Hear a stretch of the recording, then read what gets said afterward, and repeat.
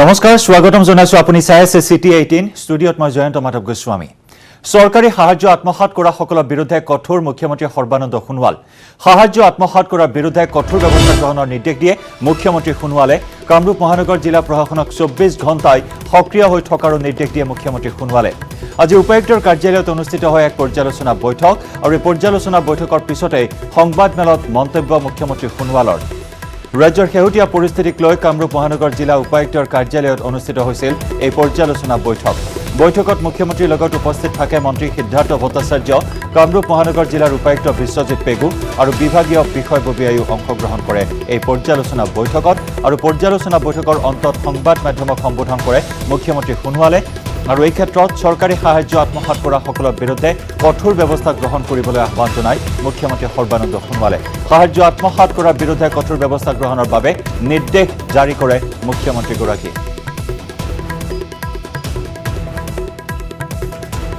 চৰকাৰৰ তৰফৰ পৰা যিবিলাক আমি সাহায্য অসমৰ ৰাইজলৈ প্ৰদান কৰিছোঁ সেই সাহায্য যাতে ৰাইজে ভালদৰে পাব পাৰে ইয়াৰ বাবে আমাৰ যোগান বিভাগকো তৃণমূল পৰ্যায়লৈকে এই ক্ষেত্ৰত বিশেষ ব্যৱস্থা ল'বৰ বাবে নিৰ্দেশ দিয়া হৈছে জিলা প্ৰশাসনসমূহেও এই ক্ষেত্ৰত গুৰুত্বপূৰ্ণ ভূমিকা পালন কৰি আহিছে আৰু আমি বৰ্তমান সময়ত কিছুমান ঠাইৰ পৰা কিছুমান আপত্তি পাইছোঁ যে কিছুমান ঠাইত সকলো ঠাইত এই হোৱা নাই দুই এটা ঠাইত কিছুমান অসৎ অভিপ্ৰায় লোকে আমাৰ ৰাইজৰ নামত যিবিলাক আমি চাউল বিনামূলীয়াকৈ প্ৰদান কৰিছোঁ সেই চাউল আত্মসাৎ কৰাৰ অভিযোগ আহিছে সেইসকলৰ বিৰুদ্ধে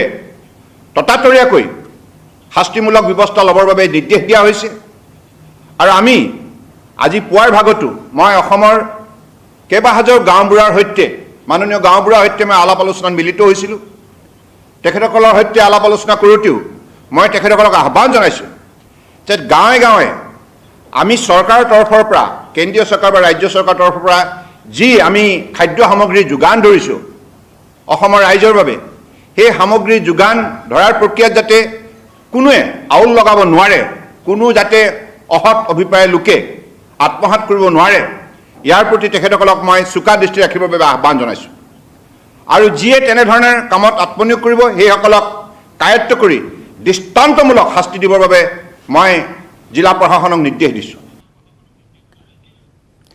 লকডাউনৰ মাজতে মঙলবাৰৰ পৰা আৰম্ভ হ'ল ৰাজ্যৰ চৰকাৰী কাৰ্যালয়ৰ কাম-কাজ চৰকাৰী কাৰ্যালয়ৰ বিষয়া কৰ্মচাৰীক পৰিবহণ বিভাগৰ বাছেৰে অনা হ'ল কাৰ্যালয়লৈ 33% কৰ্মচাৰীৰ উপস্থিতিৰে আৰম্ভ হ'ল কাৰ্যালয়ৰ কাম-কাজ দেশজুৰি লকডাউন তাৰ মাজতে মঙলবাৰৰ পৰা ৰাজ্যত আৰম্ভ হৈছে চৰকাৰী কাৰ্যালয়ৰ কাম-কাজ 28 দিনৰ মূৰত কাৰ্যালয়লৈ আহিছে কৰ্মচাৰী ব্যক্তিগত যান-বাহনেৰে নহয় বাছেৰে লৈ অনা হৈছে কৰ্মচাৰীসকলক পুৱা 9 বাজিছে তেতিয়া জনতা ভৱনৰ সন্মুখত ৰৈছেহি কৰ্মচাৰীসকলক কঢ়িয়াই অনা বাছসমূহ তৃতীয় আৰু চতুৰ্থ বৰ্গৰ কৰ্মচাৰীসকলৰ লগতে উপসচিব যুটীয়া সচিবসকলো কৰ্মক্ষেত্ৰলৈ আহিল অসম ৰাজ্যিক পৰিবহণ নিগমৰ বাছেৰে বাছৰ পৰা নামিয়েই সচিবালয়ৰ সন্মুখভাগত ব্যৱস্থা কৰা বেচিনত হাত ধুইহে সোমাল কাৰ্যালয়লৈ দীৰ্ঘদিনৰ মূৰত কাৰ্যালয়লৈ আহি উৎফুল্লিত কৰ্মচাৰী জনতা ভৱনত স্থায়ী বিষয়া কৰ্মচাৰী আছে 3200 গৰাকী ইয়াৰে প্ৰায় 600 গৰাকী বিষয়া কৰ্মচাৰী উপস্থিত থাকিল লকডাউন শিথিল কৰাৰ প্ৰথম দিনটোত মহানগৰীৰ বিভিন্ন স্থানৰ পৰা ৰাজ্যিক পৰিবহণ নিগমৰ 16খন বাছেৰে কৰ্মচাৰীসকলক অনাৰ ব্যৱস্থা কৰা হৈছে মানে বহুত বন্ধ আছিল না এটা মানে আজি আহিলো অফিসত ভাল লাগিছে আৰু বহুত দিনৰ পিছত আমাৰ ভালে আৰু আমাৰ সদায় আছে ৰেগুলাৰ আমাৰ বাছ আগতেও আছিলে এতিয়াও আছে দীৰ্ঘদিন ধৰি স্থবিৰ হৈ থকা কাম-কাজসমূহ পুনৰ নতুন উদ্যমৰে কৰিবলৈ আগ্ৰহী সচিবালয়ৰ বিষয়া কৰ্মচাৰীসকল অফিচাৰ আমাক কি ডিচিশ্যন দি দিয়ে সেইমতে আমি আগবাঢ়ি যাম আমাক কাম দুখন দিছে কিন্তু আমাৰ এনে ষ্টাফ তাতে বহুত ভাবি আমি ছ'চিয়েল ডিষ্টেন্স মেইনটেইন কৰি আহিছোঁ বেয়া লগা নাই অফিচিয়েল কামো আছেতো মঙলবাৰৰ পৰা চৰকাৰী কাৰ্যালয় খুলিলেও বিষয়া কৰ্মচাৰীৰ বাদে আন লোকক কাৰ্যালয়লৈ অহাৰ ক্ষেত্ৰত থাকিব বাধ্যবাধকতা কেমেৰা পাৰ্চন মনোজ দুৱৰাৰ সৈতে Hirakjyoti Malakar, news 18 Assam north east. ৰাজ্যৰ ভিন্ন প্ৰান্তত বিপদত পৰিছে কৃষকসকল। বজাৰ বন্ধৰ বাবে পথাৰতে নষ্ট হৈ পৰিছে হাজাৰ হাজাৰ টকাৰ পাচলি। আৰু পাচলি নষ্ট সন্দৰ্ভত কিন্তু কৃষিমন্ত্ৰীৰ মন্তব্য কিছু সুকীয়া। কি ক'লে কৃষিমন্ত্ৰীগৰাকীয়ে? চাওঁ আহক আমাৰ এই প্ৰতিবেদন।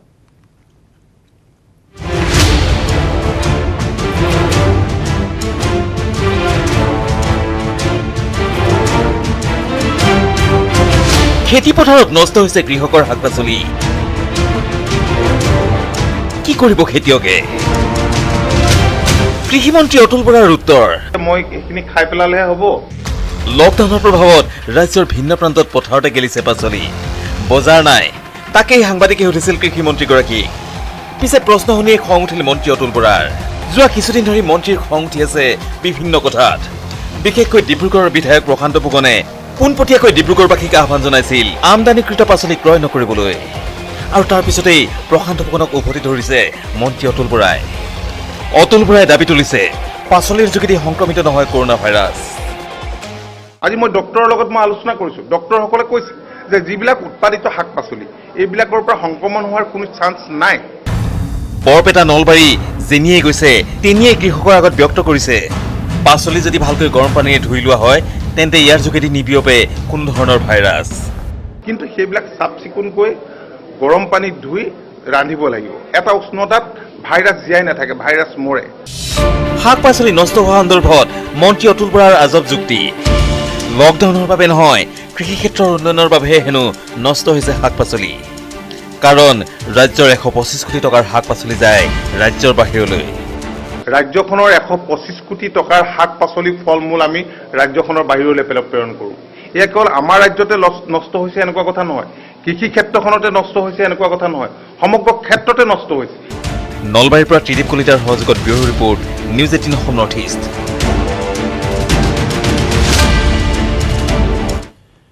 কৰোনা মহামাৰীক লৈ দেশজুৰি চলি থকা লকডাউনত ঘৰত আবদ্ধ হৈ থকা গুৱাহাটীবাসীৰ বাবে বিশেষ সেৱা আগবঢ়াইছে হাঁহ কুকুৰা পশুধন নিগমে।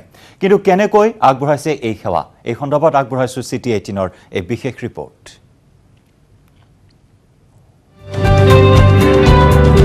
ৰাজ্যিক হাঁহ কুকুৰা পশুধন নিগম। লকডাউনৰ সময়ত এই নিগমে গুৱাহাটীবাসীক যোগান ধৰিছে কুকুৰা আৰু ছাগলীৰ মাংস। ঘৰৰ পৰা ওলাবলৈ নোৱাৰা গুৱাহাটীৰ ৰাইজক হোম ডেলিভাৰী ব্যৱস্থা দিছে মাংস। দাম প্ৰতি কেজি ছাগলীৰ মাংসত 650 টকা, প্ৰতি কেজি কুকুৰাৰ মাংসত 250 টকা। সামাজিক ব্যৱধান ৰক্ষা কৰি ৰাইজে নিগমৰ পাঞ্জাবাৰী কাৰ্যালয়ৰ পৰাও এনেদৰে ক্ৰয় কৰিছে মাংস। প্ৰথম দিনা আমি মটনটো সিমান দিব নোৱাৰিলোঁ, অলপ কম দিলোঁ। আমাৰ যিটো মটন আৰু কণীটো হাজো পাইছে, চিকেনটো আমাৰ ইয়াৰ সোণাপুৰ পাইছে। ৰাইজৰ হাতত কুকুৰা আৰু ছাগলীৰ মাংস তুলি দিয়াৰ আগত নিগমত মাংস পৰীক্ষা কৰে পশু চিকিৎসকে। মাংস কটা স্থান চেনিটাইজ কৰে GMCৰ কৰ্মীয়ে। কেনেকৈ মাংস বিজ্ঞানসন্মতভাৱে কাটে আৰু বিক্ৰী কৰে জনালে নিগমৰ বিষয়াই। আমাৰ স্লটাৰ হাউচৰ নিৰ্দিষ্ট কিছুমান নিয়ম নীতি আছে আৰু সেই গোটেই নিয়ম নীতিখিনি আমি পালন কৰিহে আমি স্লটাৰ কৰিব লগা হয়। আৰু যেনেকৈ ছাগলী আমি স্লটাৰ কৰাৰ সময়ত আমাৰ কি হয়, প্ৰথম কথা আমি বজাৰ বিক্ৰী কৰাৰ দৰে যিকোনো মানদণ্ডৰ ছাগলী আমি ইয়াতে ব্যৱহাৰ কৰিব নোৱাৰোঁ বা আনিব নোৱাৰোঁ। আমি ইয়াতে ছাগলীবোৰ অনাৰ পিছত আমাৰ ভেটেৰিনেৰী ডক্টৰ থাকে, তেখেতসকলে ইয়াত পৰীক্ষা নিৰীক্ষা কৰে। তাৰ পাছত আমাৰ স্লটাৰ হাউচত যোৱাৰ পাছত আমি ছাগলী যিখিনি নিয়ম নীতি সেই মাজেৰে কটা হয়। কটাৰ পিছত সেইটো এটা এক ৰাতিৰ কাৰণে তাক -4 ডিগ্ৰীত ছাগলীবোৰ ৰখা হয়। কটাৰ পাছত গোটেই ৰাতি ৰখাৰ ফলত তাত যি বেক্টেৰিয়া বা আন বীজাণুসমূহ নোহোৱা হৈ যায়। উল্লেখযোগ্য যে প্ৰতিদিনে নিগমে হাজাৰ হাজাৰ কেজি মাংস এই লকডাউনৰ সময়ত গুৱাহাটীবাসী ৰাইজক বিক্ৰী কৰিছে। লগতে বিক্ৰী কৰিছে কণীও। প্ৰতি প্লেট কণীৰ দাম 140 টকাকৈ নিৰ্ধাৰণ কৰিছে নিগমে। কেমেৰাত প্ৰভাস সিঙৰ সৈতে বিজু কুমাৰ ডেকাৰ report, news 18 Assam north east. ৰাজ্যৰ প্ৰান্তে প্ৰান্তে ধুমুহাৰ তাণ্ডৱ। কোকৰাঝাৰতো প্ৰচণ্ড ধুমুহা শিলাবৃষ্টি। দিনৰ ভাগত অহা প্ৰচণ্ড ধুমুহাজাকে বিস্তৰ ক্ষতি সাধন কৰিলে কোকৰাঝাৰত। প্ৰচণ্ড ধুমুহাত ঠায়ে ঠায়ে উভালি পৰিল গছ তথা বিদ্যুতৰ খুঁটা। ধুমুহাত গছ বাগৰি ভাঙি চুৰমাৰ হ'ল কেইবাটাও পৰিয়ালৰ বাসগৃহ। অৱশ্যে এই কালৰূপী ধুমুহাত সৌভাগ্যক্ৰমে হতাহত হোৱা নাই কোনো লোক।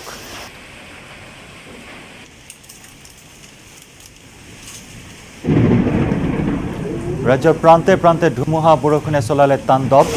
কৰবাত শিলাবৃষ্টি কৰবাত ধুমুহাৰ তাণ্ডৱ লীলাত ঘৰ দুৱাৰ ভাঙি চুৰমাৰ হ'ল ৰাজপথত বাগৰি পৰিল প্ৰকাণ্ড গছ যাতায়াত ব্যৱস্থা সম্পূৰ্ণৰূপে ব্যাহত হৈ পৰে কোকৰাঝাৰকে ধৰি ৰাজ্যৰ বিভিন্ন প্ৰান্তত প্ৰচণ্ড ধুমুহা আৰু শিলাবৃষ্টিয়ে বিপৰ্যস্ত কৰি তোলে জনজীৱন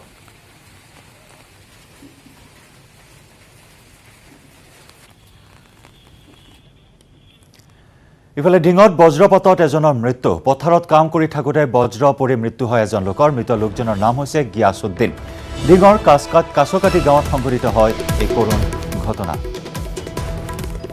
ডিঙত বজ্ৰপাতত মৃত্যু হয় এজন লোকৰ পথাৰত কাম কৰি থকা অৱস্থাত গিয়াছুদ্দিন নামৰ লোকজনৰ মৃত্যু হয় ডিঙৰ কাছকাটি গাঁৱত সংঘটিত হয় এই অঘটন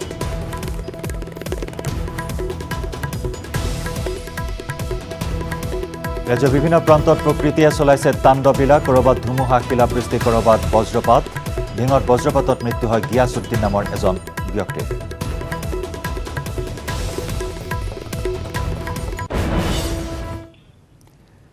বিশ্বনাথ চাৰিআলিৰ ৰাজপথত হঠাৎ ৰাইজে লগালে হেতা ওপৰা কোনোৱে যদি চাইকেলত আন কোনোৱে আকৌ কান্ধত তুলি নিছে একোটাকৈ বস্তা মুঠতে ৰবলৈ কাৰোৰে সময় নাই যিয়ে যেনেকৈ পাৰে কঢ়িয়াই নিছে বস্তা পিছে কি আছেনো এই বস্তাসমূহত চাওঁ আহক আমাৰ এই ৰিপৰ্ট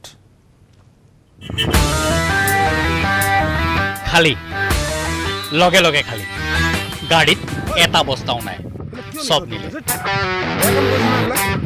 কোনোবাই চাইকেলত উঠাই নিলে কোনোবাই কান্ধত তুলি নিলে বস্তাই নিলে মুহূৰ্ততে খালী হৈ পৰিল গাড়ীখন নহবনো কিয় আটকৰ দিন সন্মুখতে বস্তাই পাইছে সেয়ে যেনেকৈ পাইছে নিছে পিছে কি আছেনো বস্তাত প্ৰথমে চাওঁ আহক ঘটনা কি বিশ্বনাথ চাৰিআলিৰ হাকুমাথু চাহ বাগিচাৰ সমীপৰ ঘটনা 15 নম্বৰ ৰাষ্ট্ৰীয় ঘাইপথেৰে গৈ থকা এখন পিকআপ ভান নিয়ন্ত্ৰণ হেৰুৱাই বাগৰি পৰিল পথৰ দাঁতিত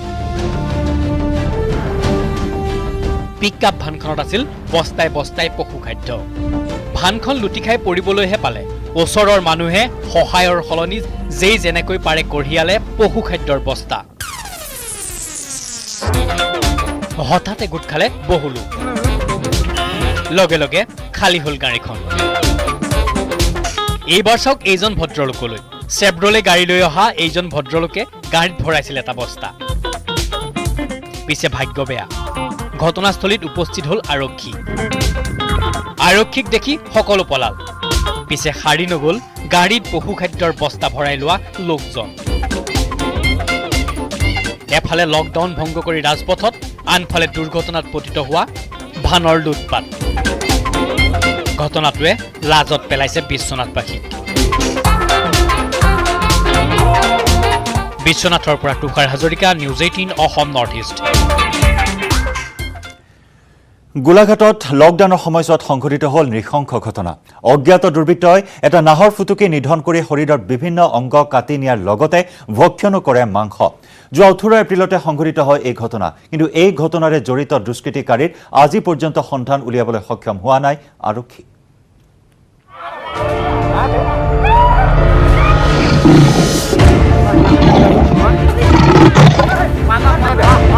জীৱশ্ৰেষ্ঠ মানৱৰ বৰ্বৰ কাণ্ড এটা নাহৰ ফুটুকিক মৰিয়ে হত্যা লকডাউন চলি থকাৰ সময়তে গোলাঘাটৰ আহোমগত উন্মোচিত হ'ল জীৱশ্ৰেষ্ঠ মানৱৰ বৰ্বৰতা দুষ্কৃতিকাৰীয়ে অতি নিঃশংসভাৱে হত্যা কৰিলে এটা নাহৰ ফুটুকি নাহৰ ফুটুকিটোৰ মৃত্যুৰ পাছতো থমকি নৰল এই সকল লোক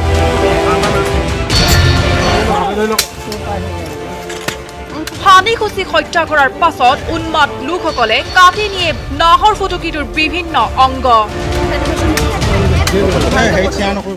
লকডাউন হৈ থকা হেতুকে বিভিন্ন বন্য জীৱ জন্তু বন্যপ্ৰাণী মুকলিলৈ ওলাই আহিছে আৰু এই সময়ত জীৱশ্ৰেষ্ঠ মানুহে যি ধৰণে সিহঁতক হত্যা কৰিব লাগিছে যি ধৰণৰ হত্যালীলা চলাইছে এই বাঘটোকে আপোনালোকে চাই লওক এই লিঅ'পাৰ্ডটোক অতি নিৰ্মমভাৱে হত্যা কৰি তাৰ দাঁত ছাল আৰু শৰীৰৰ বিভিন্ন অংশবিলাক কাটি লৈ গ'ল নাহৰ ফুটুকিটোৰ হত্যা তথা অংগ কাটি নিয়াৰ শিহৰণকাৰী দৃশ্য মোবাইল ফোনৰ কেমেৰাত বন্দী কৰিলে বৰ্বৰ লোকসকলে চাওক এই শিহৰণকাৰী দৃশ্য কিদৰে চোকা অস্ত্ৰৰে ঘপিয়াই নাহৰ ফুটুকিটোৰ নখ দাঁত নেজ কাটি নিছে দুষ্কৃতিকাৰীয়ে 18 এপ্ৰিলত সংঘটিত হৈছিল নৃশংস কাণ্ড নাহৰ ফুটুকি নিধনৰ 4 দিন পাছতো এই পৰ্যন্ত এজনো অভিযুক্তক কৰায়ত্ব কৰিবলৈ সক্ষম হোৱা নাই আৰক্ষী লকডাউনৰ সময়ত অসহায় জীৱ-জন্তুৰ এনেদৰে হত্যা কৰা ঘটনা সহজভাৱে ল'ব পৰা নাই বন্যপ্ৰেমীসকলে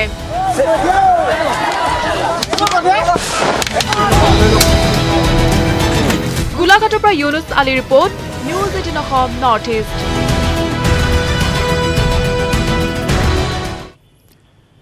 লকডাউনৰ সময়ত অনলাইনৰ মাধ্যমেৰে ঘৰতে পাঠ গ্ৰহণ কৰি আছে বহু শিক্ষাৰ্থীয়ে একে সময়তে লকডাউনে দুবেলা দুমুঠি খোৱাৰ কথা চিন্তা কৰিবলৈ বাধ্য কৰিছে আন কাৰোবাক আমি দেখুৱাম এগৰাকী কণমানিৰ জীৱন সংগ্ৰাম লকডাউনে পিতৃৰ উপাৰ্জন বন্ধ কৰাত নিজেই 2 টকা উপাৰ্জনৰ বাবে এতিয়া বাট মুকলোৱাৰ বাবে ওলাই আহিছে এগৰাকী দুৰ্ভগীয়া কিশোৰী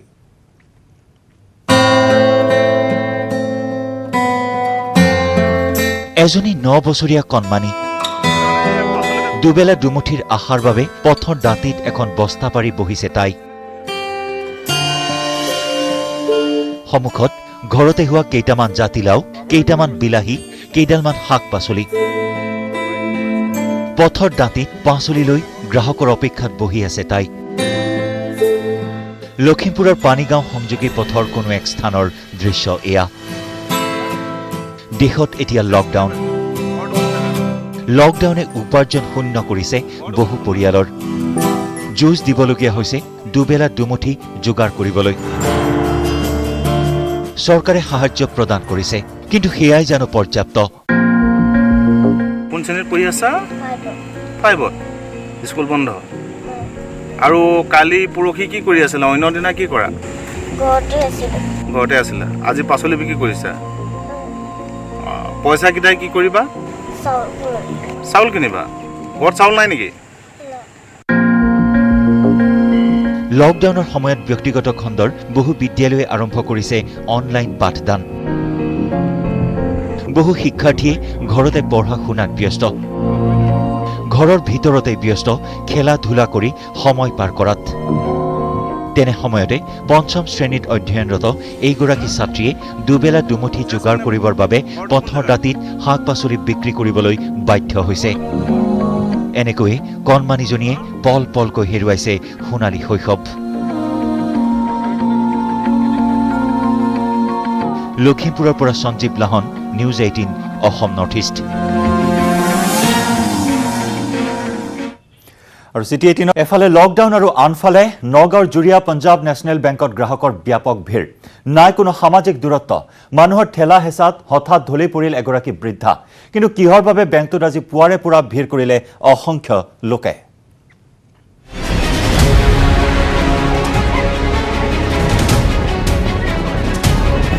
জুৰিয়াত ঢলি পৰিল এগৰাকী বৃদ্ধা পুৱতি নিশাৰ পৰা বেংকত শাৰী পাতি ঠেলা হেঁচাত অচেতন হৈ ঢলি পৰিল এই মহিলাগৰাকী এফালে লকডাউন আনফালে নগাঁৱৰ জুৰিয়াত শহ মানুহৰ ভিৰ নাই কোনো সামাজিক দূৰত্ব প্ৰধানমন্ত্ৰী জনধন আঁচনিৰ 500 টকা নিবলৈ জুৰিয়া পঞ্জাব নেশ্যনেল বেংকত এই দীঘলীয়া শাৰী আৰক্ষীয়ে গ্ৰহণ কৰা নাই কোনো ভূমিকা পিছত অচেতন হৈ পৰা বৃদ্ধাগৰাকীক আৰক্ষীৰ তৎপৰতাত নিয়া হয় চিকিৎসালয়লৈ কেইটা বজাত আহিছে 4টা বজাত আহি শাৰী পাতিছে bureau report news 18 Assam north east আৰু ইফালে লকডাউনৰ মাজতে বঙাইগাঁৱত ট্ৰাক চালকক আৰক্ষীয়ে দিলে লাঠিৰ কোব ৰাজপথত গুৰুলকৈ পিটিলে ট্ৰাক চালকক লকডাউন অমান্য কৰি সামাজিক ব্যৱধান নৰখাকৈ ট্ৰাকখনত কঢ়িয়াই নিছিল এদল শ্ৰমিকক কথা শুনে না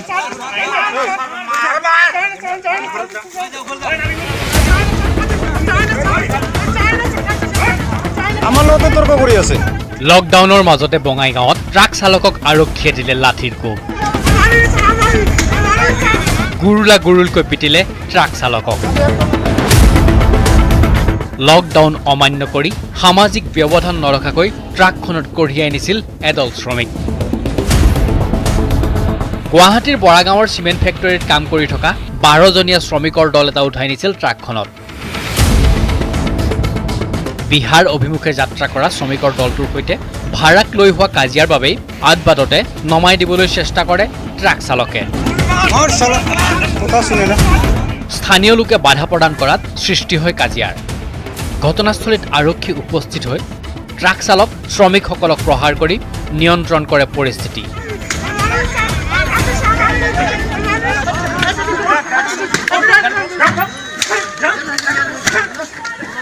मछिया से बरागांव से। अच्छा, कहाँ जा रहा था?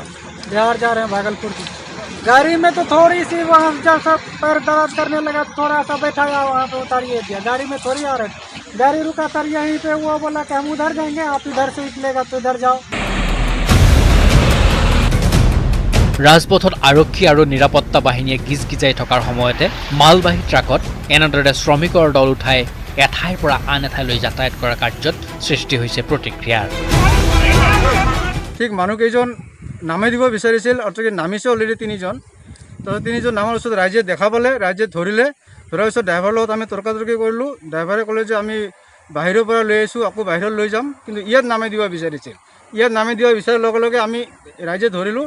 ধৰাৰ পিছত পুলিচক ৰাখলৈত পুলিচ আছিলে, পুলিচক খবৰ দিয়া হ'ল, পুলিচে আহিল।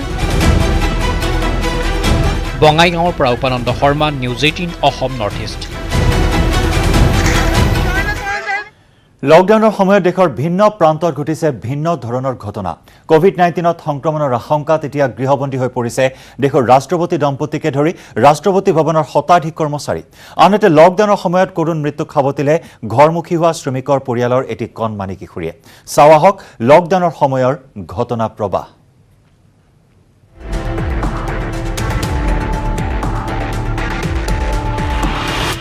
ৰাষ্ট্ৰপতি ভৱনত কৰোনাৰ আতংক। প্ৰেচিডেন্সিয়েল ষ্টেটৰ 125টা পৰিয়ালক নিজে আছুতীয়াকৈ থকাৰ নিৰ্দেশ।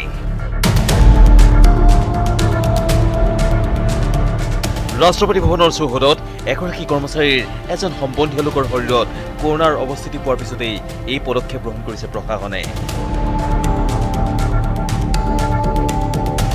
এসপ্তাহৰ আগতে সেই কৰ্মচাৰীগৰাকীৰ বোৱাৰীৰ মাতৃ কোভিড-19ত আক্ৰান্ত হৈ মৃত্যুমুখত পৰিছিল। তাৰ পিছতে এই কৰ্মচাৰীজন সহ পৰিয়ালৰ সকলো লোক ছেল্ফ আইচলেশ্যনত আছিল।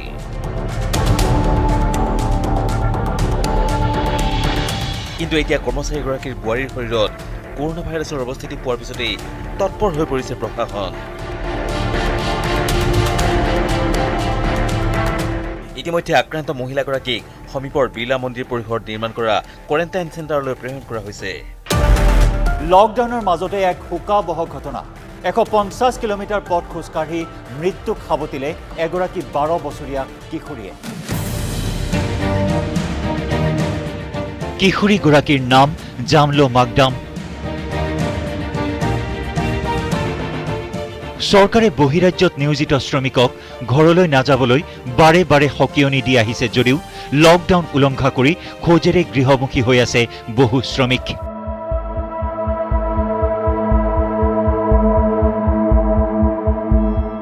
এনে এক ঘটনাৰে কৰুণ পৰিণতি ঘটিল ছত্তীশগড়ত। তেলেংগানাৰ খেতিপথাৰত কাম কৰা এটা 13জনীয়া শ্ৰমিকৰ দল উভতি আহিছিল ছত্তীশগড়ৰ নিজা ঘৰলৈ। ইয়াৰ মাজত আছিল 12 বছৰীয়া কিশোৰী জামলো মাকডাম। 3 দিন একেলেঠাৰিয়ে খালী ভৰিৰে খোজকাঢ়ি অহাৰ পিছত ঘৰ পাবলৈ বাকী আছিল মাত্ৰ 50 কিলোমিটাৰ পথ। ঘৰ পাবলৈ 50 কিলোমিটাৰ পথ বাকী থকা অৱস্থাত মৃত্যু ঘটে জামলো মাকডাম নামৰ কিশোৰীগৰাকীৰ। আৰু এই ঘটনাই শোক বিয়পাইছে দেশৰ বিভিন্নজনৰ বুকুত। এবাৰ দেখুৱাইছে দিল্লীৰ দৃশ্য। লকডাউন সুন্দৰভাৱে পালন কৰাৰ বাবে দিল্লী আৰক্ষীয়ে দিল্লীবাসী ৰাইজক জনালে ধন্যবাদ। আৰু ইফালে দিল্লীবাসী ৰাইজে দিল্লী আৰক্ষীয়ে সুচাৰুৰূপে নিজৰ কৰ্তব্য পালন কৰাৰ বাবে নিজৰ খিৰিকী আৰু চাদেৰে আৰক্ষীৰ গালৈ ছটিয়ালে ফুল।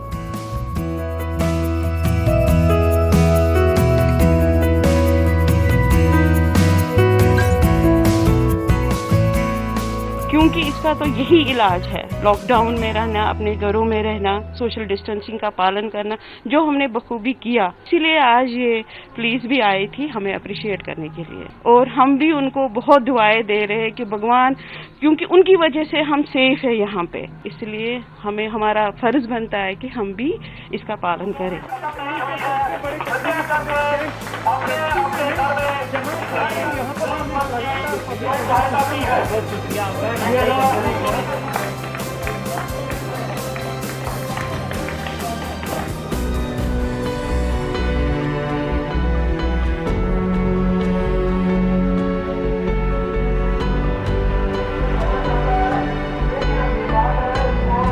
ये तो सबसे ज़रूरी चीज़ है आज दुनिया में जो महामारी चल रही है, इसके लिए सबसे ज़रूरी है।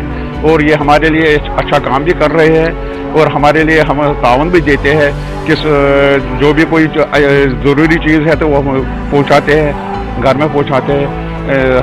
हमें कोई इनसे कोई ये नहीं है कि हमारे लिए सबसे अच्छी बात ये है कि stay home, stay safe, stay live.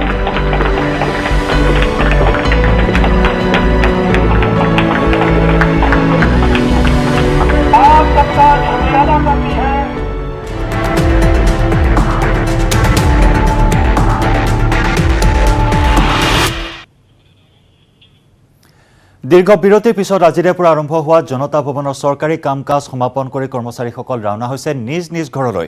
জনতা ভৱনৰ কৰ্মচাৰীসকলৰ বাবে এএছটিচিৰ মুঠ 19খন বাছৰ ব্যৱস্থা কৰা হৈছে আৰু এই বাছেৰে জনতা ভৱনলৈ অনা নিয়া কৰা হৈছে কৰ্মচাৰীসকলক। জনতা ভৱনৰ সন্মুখত বিশেষ চেনিটাইজেশ্যনৰ ব্যৱস্থা কৰা হৈছে। নিৰ্মাণ কৰা হৈছে বিশেষ চেকিং পইণ্ট। আৰু এই সন্দৰ্ভত আমাৰ জ্যেষ্ঠ সাংবাদিক বিজু কুমাৰ ডেকাৰ এক ৰিপৰ্ট আগবঢ়াই CT18ৰ পৰা বিদায় লৈছো। কৰোনা মহামাৰীৰ মহাসংক্ৰমণৰ সময়ছোৱাত লকডাউন সমগ্ৰ দেশজুৰি চলি আছে আৰু অসমতো এই ব্যৱস্থা চলি আছে। কিন্তু আজিৰ পৰা চৰকাৰী চাকৰিয়ালসমূহে নিজ নিজ কাৰ্যালয়ত আহিবলৈ আৰম্ভ কৰিছে। বিশেষতঃ তৃতীয় শ্ৰেণী আৰু চতুৰ্থ শ্ৰেণীৰ 33% কৰ্মচাৰী জনতা ভৱনত প্ৰৱেশ কৰিবলৈ দিয়া হৈছে, কৰ্মস্থানত আহিবলৈ দিয়া হৈছে। বাকী ডেপুটি ছেক্ৰেটাৰীৰ পৰা ওপৰ পৰ্যায়ৰ সকলো বিষয়াক আহিবলৈ দিয়া হৈছে। আজি ইতিমধ্যে তেওঁলোকে কৰ্তব্য সমাপন কৰিছে আৰু বহু সংখ্যক যি কৰ্মচাৰী তেওঁলোক ইতিমধ্যে ওলাই আহিছে আৰু জনতা ভৱনৰ সন্মুখভাগত এয়া চেনিটাইজ কৰাৰ বাবে, হাত ধোৱাৰ বাবে বিশেষ ব্যৱস্থা কৰা হৈছে আৰু ইয়াত প্ৰত্যেকগৰাকীয়ে প্ৰৱেশ কৰাৰ সময়ত চেনিটাইজ কৰিব, হাত ধোৱাৰ পাছত তেওঁলোকে চেনিটাইজ কৰি প্ৰৱেশ কৰিব আৰু ওলাই অহাৰ সময়তো তেওঁলোকে চেনিটাইজ কৰি ওলাই যোৱাৰ ব্যৱস্থা কৰা হৈছে আৰু এটা বিশেষ প্ৰৱেশ পথ ইয়াত নিৰ্মাণ কৰি থকা হৈছে আৰু ইয়াতে চেনিটাইজ কৰিব আৰু তাত জ্বৰ পৰ্যবেক্ষণ কৰা হ'ব, জ্বৰ আছে নে নাই, তাপমাত্ৰা কিমান আছে প্ৰতিজনৰ। কালিৰ পৰা ইয়াত বিশেষ ব্যৱস্থা কৰা হৈছে আৰু ইয়াত নিৰ্মাণ কাৰ্য চলি আছে আৰু বহুকেইখন বাছ ইতিমধ্যে জনতা ভৱনৰ সন্মুখত শাৰী পাতি ৰৈ আছে আৰু যিসকল কৰ্মচাৰী 33% আজি আহিল তেওঁলোক ইতিমধ্যে কৰ্মসূচী, আজিৰ দিনটো কৰ্মসূচী শেষ হোৱাৰ পাছত তেওঁলোক ওলাই আহিব আৰু বহু সংখ্যকে ইতিমধ্যে তেওঁলোকে বাছত বহিছে আৰু সামাজিক দূৰত্ব বৰ্তাই ৰখাৰ বাবে যি আহ্বান কৰা হৈছে সেই ব্যৱস্থা এই বাছসমূহতো ৰক্ষা কৰাৰ বাবে আহ্বান কৰা হৈছে। চৰকাৰৰ তৰফৰ পৰা এই বিশেষ ব্যৱস্থা কৰা হৈছে। ব্যক্তিগত বাহন যাতে লৈ নাহে কৰ্মচাৰীয়ে তাৰ প্ৰতি লক্ষ্য ৰাখি এই বাছৰ ব্যৱস্থা কৰা হৈছে। আমি বাছৰ এই দৃশ্য দেখাবৰ কাৰণে চেষ্টা কৰিছো। সামাজিক দূৰত্ব মেইনটেইন কৰাৰ বাবে বিশেষ ব্যৱস্থা গ্ৰহণ কৰা হৈছে।